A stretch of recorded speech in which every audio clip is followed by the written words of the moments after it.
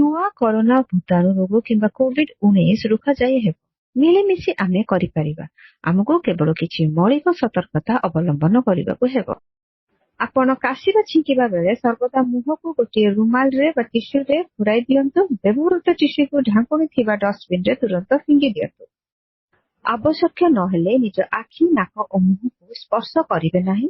ସାବୁନରେ ଅନ୍ତତଃ 20 ସେକେଣ୍ଡ ପାଇଁ ହାତକୁ ବାରମ୍ବାର ଧୁଅନ୍ତୁ। କୌଣସି ବଡ଼ ସମାବେଶରୁ ଦୂରେଇ ରୁହନ୍ତୁ।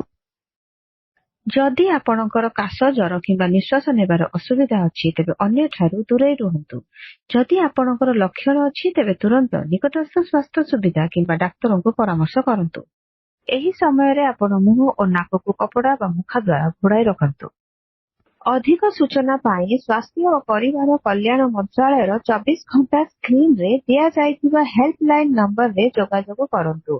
ଆପଣଙ୍କର ସାହାଯ୍ୟ ପାଇଁ ଆମକୁ ସାହାଯ୍ୟ କରନ୍ତୁ।